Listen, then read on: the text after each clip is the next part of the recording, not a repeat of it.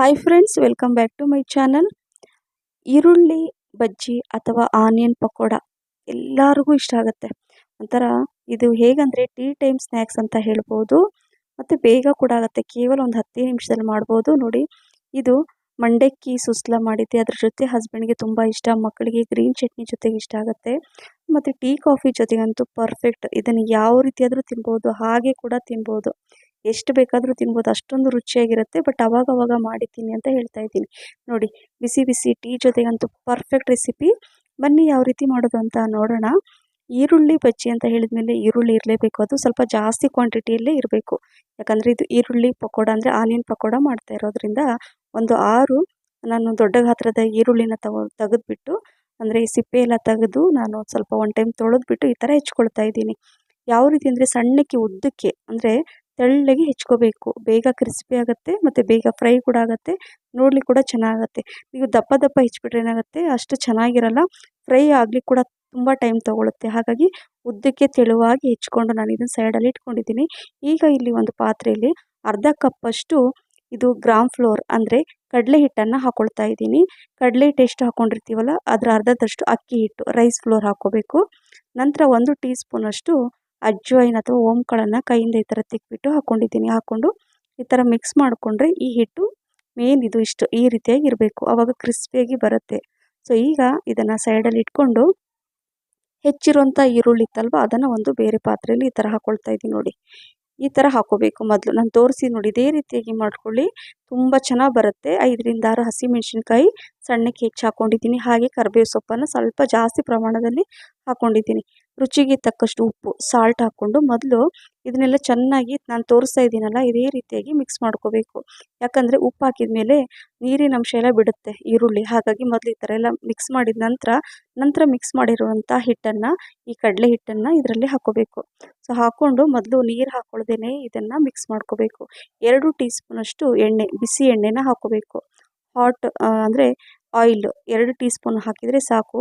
ನಂತರ ಸ್ವಲ್ಪನೇ ನೀರನ್ನು ಸಿಮ್ಮಿಸ್ಕೊಂಡು ಇದನ್ನು ಈ ಥರ ಗಟ್ಟಿಯಾಗಿ ಕಲಿಸ್ಕೋಬೇಕು. ಒಂದೇ ಸಲ ನೀರನ್ನು ಜಾಸ್ತಿ ಹಾಕ್ಕೊಂಡ್ರೆ ಏನಾಗುತ್ತೆ, ನೀರು ಇದು ಈರುಳ್ಳಿಯಲ್ಲಿ ನೀರಿನಂಶ ಜಾಸ್ತಿ ಇರುತ್ತಲ್ವ, ಅಳುಕಾಗ್ಬಿಡುತ್ತೆ ಮತ್ತು ಈ ಪಕೋಡ ಅಷ್ಟು ಕ್ರಿಸ್ಪಿಯಾಗಿ ಬರಲ್ಲ. ಹಾಗಾಗಿ ನೋಡಿ, ಈ ರೀತಿಯಾಗಿ ಇರಬೇಕು, ಪರ್ಫೆಕ್ಟಾಗಿ ಬಂದಿದೆ.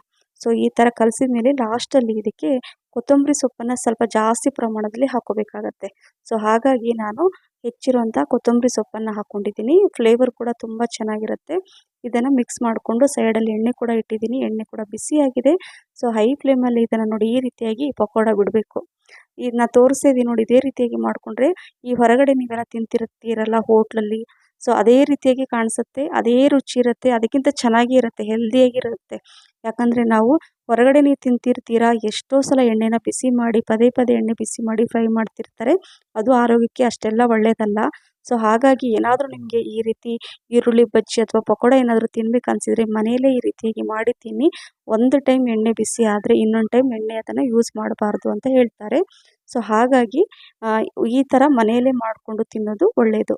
ಸೊ ನೋಡಿದ್ರಲ್ಲ, ಇದೇ ರೀತಿಯಾಗಿ ನಾನು ಹೈ ಫ್ಲೇಮಲ್ಲಿ ಅದನ್ನೆಲ್ಲ ಫ್ರೈ ಮಾಡಿಕೊಂಡು ತೆಗೆದಿಡ್ತಾ ಇದ್ದೀನಿ. ಉಳಿದಿರೋದನ್ನು ಕೂಡ ಸೇಮ್ ಅದೇ ರೀತಿಯಾಗಿ ನಾನು ಬಜ್ಜಿ ಅಥವಾ ಈ ಆನಿಯನ್ ಪಕೋಡನ ಮಾಡಿ ನಾನು ಈ ಥರ ಇಟ್ಕೊಳ್ತಾ ಇದ್ದೀನಿ.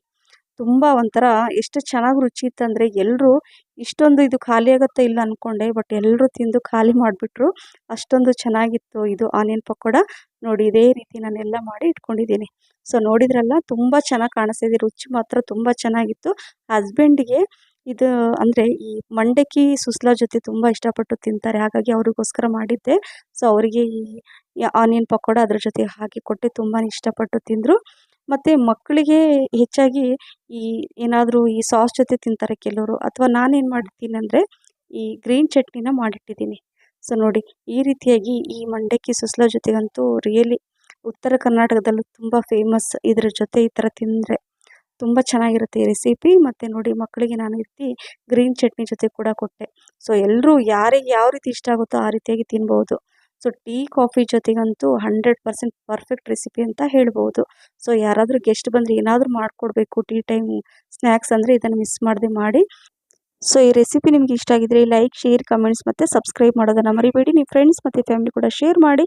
ನನ್ನ ಫೇಸ್ಬುಕ್ ಪೇಜ್ ಕೂಡ ಫಾಲೋ ಮಾಡಿ. ಮತ್ತೆ ಸಿಗ್ತೀನಿ. Thank you for watching. Bye.